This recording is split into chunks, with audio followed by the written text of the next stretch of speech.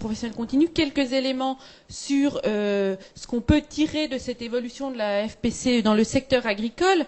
Il semble donc que ces particularités de modalités de financement assez cloisonnantes finalement jusqu'en 1991, mais qui ont quand même permis l'installation, je disais, de la FPCA à la FPC en agriculture, de poser sur deux pieds, de répondre à certaines choses. Je pense que la formation professionnelle continue en agriculture a eu une efficacité avérée par rapport aux politiques d'installation, puisque comme le taux d'échec à l'installation est très faible, a toujours traditionnellement été très faible. Donc de ce point de vue-là, il y a eu une certaine efficacité de cette politique de formation par rapport aux mises de fonds de l'argent public. Je pense qu'également, il y a eu, alors même si c'est controversé, mais il y a quand même eu une réelle contribution, enfin, il y a eu une hausse de productivité du secteur agricole qui était la mission confiée à l'agriculture dans les années 60, et la formation professionnelle initiale et continue y a, à mon avis, incontestablement contribué. Donc il y a quand même eu des effets positifs. Il y a eu également, je pense, un élargissement progressif du secteur formation. On est passé d'un champ d'application agricole aux territoires ruraux. Ça se voit dans la réalisation concrète des actions de formation proposées par les CFPPA, mais aussi par les services chambres d'agriculture. Donc ça, c'est quelque chose qui est quand même avéré.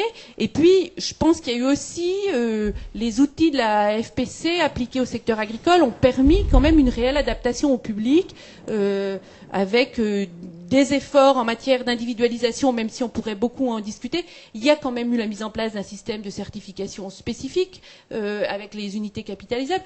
Il y a eu une adaptation réelle aux spécificités du public.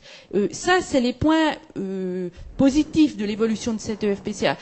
Et puis, dernière chose, il y a eu l'intégration à travers les lois de 84 ou 85 des CFPPA dans les EPL, au sein des établissements, donc, où dans un même établissement, il y avait la mission de formation initiale et continue et d'apprentissage, qui a permis de donner une égalité une légitimité de la voie de certification, des voies spécifiques de certification par la formation continue. Et donc une reconnaissance sociale égale des diplômes obtenus par la FPC.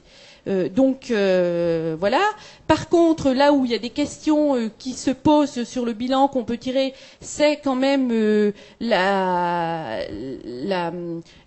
dans quelle mesure le virage de la prise en compte territoriale, de l'adaptation locale a été jusqu'au bout de la logique. Je pense que là, il y a des questions qui se posent autour de ça. Également autour de la question de l'analyse, de l'adaptation à l'analyse de la demande. Comme je l'ai dit, les CFPPA notamment se sont mis en place pour répondre à un enjeu de promotion sociale et de qualification, pour répondre aux exigences d'installation, et donc dans une logique essentiellement réponse à la formation diplômante et offre de la formation. Mais c'est ce que vous avez rappelé tout à l'heure, les lois de 71 ont quand même contribué à installer la FPCA dans une logique d'offre très forte et logique de stage. Et la FPC agricole, et en particulier les CFPPA, n'ont pas échappé à ça, ce qui leur pose un certain nombre de problèmes d'adaptation aujourd'hui.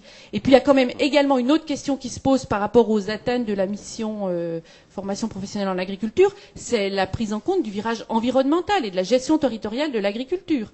Il y a eu des choses de fait, mais je ne suis pas sûre qu'on soit allé aussi loin que ce qu'on aurait pu attendre du secteur agricole en la matière. Donc voilà les questions qui se posent, ce qui fait qu'il y a quand même aujourd'hui un décalage entre l'offre de formation professionnelle continue et les attentes vis-à-vis de ce secteur, mais on y reviendra. Dernière chose, si on tire un peu un bilan, c'est qu'on voit qu'au cours du temps, alors qu'on est parti d'un secteur très spécifique où on a reconnu institutionnellement ces spécificités, malgré tout, les évolutions ont fait qu'il y a eu une certaine normalisation progressive, en tout cas des règles qui s'imposent à la formation professionnelle continue agricole, et je pense que le représentant du conseil régional pourra en dire un mot, et que c'est donc un règle qui a de moins en moins ces règles propres, qui doit s'adapter à des règles générales. Il y a une sorte d'abandon du protectionnisme à ce secteur, si on peut dire, qui lui pose un certain nombre de problèmes d'adaptation, parce que c'est les règles qui s'imposent à lui, c'est pas sûr que de l'intérieur, l'appareil, il ait bien pris la mesure de cette évolution et de cette ouverture. Bon, mais on reviendra là-dessus, je pense, dans les enjeux.